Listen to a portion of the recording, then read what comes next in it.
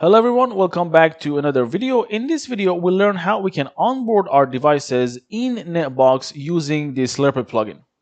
Okay, after configuring the Slurp'it plugin, this section would appear here, and you are going to configure and modify Slurp'it's configurations from this tab. So I'm going to click on here. We don't care about settings right now. I'm going to click on onboarding devices.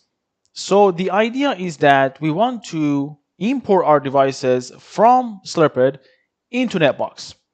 So naturally, we have to have some devices in Slurp'it to be able to import them into NetBox. So I go to Slurp'it.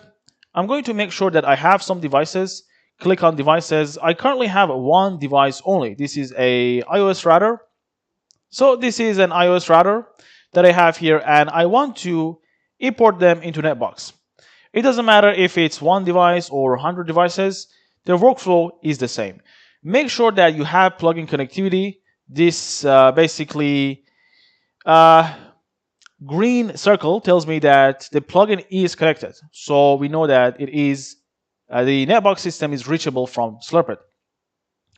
So what I want to do here is go to NetBox, and I'm going to click on sync. As soon as I do that, since I have plugin connectivity, it finds the R1 device for me. But I just found a device, I haven't onboarded it yet. So it is in the more of a pending stage. If I want to onboard it, meaning I want to import it into the NetBox system, I am going to click on the device and click on onboard. Currently, if I go to onboard, there is nothing showing here.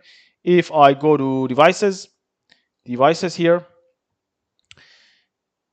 you won't see anything here. So go back here, click on this, onboard. Now we need some parameters here. I can add tags or remove tags, specify management interface, device type, and the rest is history. So I'm going to keep everything as default. Management router, device role, Slurp'it, site Slurp'it, and I am going to apply. As soon as I do that, if I go to onboarded, you see we have a notification here. Click on this, and the device is now onboarded. So if I refresh this page, R1 is now added to the inventory. So that was about the new tab and the onboarded tab, right? We have something called migrate.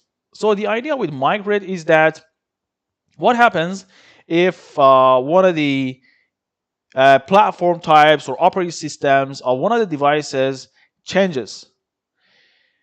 Well, in that case, it is going to show in the migrate tab, tell us that whether we want to recreate the device or updating the existing device. So let's actually do that, see what happens.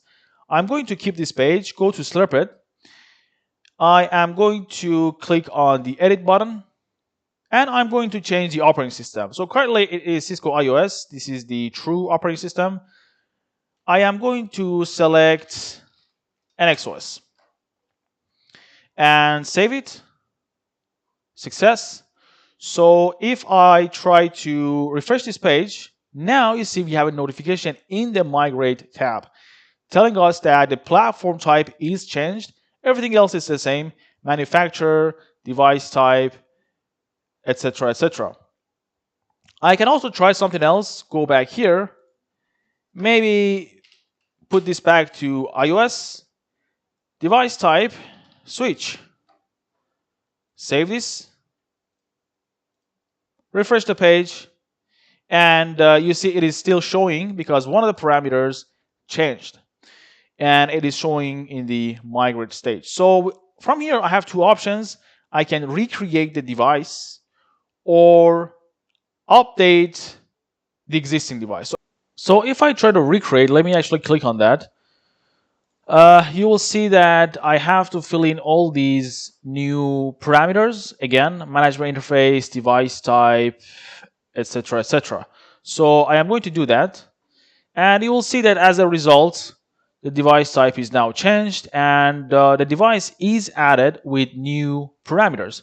So when you choose the recreate device option, that means you are going to delete the existing device and add a new one. So let's actually make another change. I am going to put this, change the operating system to whatever, something else, and refresh. Here, the second option is to, first of all, select the device and update the existing device. So basically, this is not going to delete the device entry.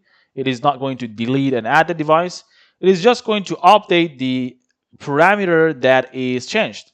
In this case, it is platform and manufacturer. So I'm going to update and go here. You see that platform type is now changed.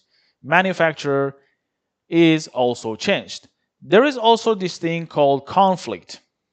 So I'm going to talk about this option, conflict. And imagine you have a device in your NetBox system and it is called R10 with a certain IP address, let's say quad 10. And you want to import this device from Slurp'it into NetBox.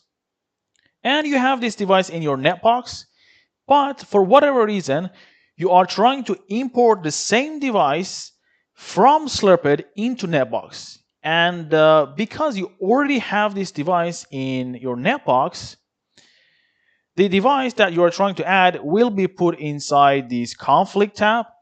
And the plugin tells you whether you want to recreate the device or update the existing device. And in order to actually do that, you're going to have to click on Solve and choose one of these options. It works pretty much the same as the Migrate option or the one for Migrate, but you get the idea. Again, you have this device in your NetBox, but for whatever reason, you are trying to import it from Slurp'it again. So that results in a conflict.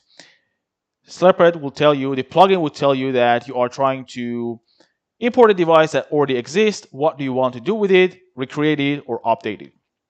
So that was it for this video. I will see you in the next one.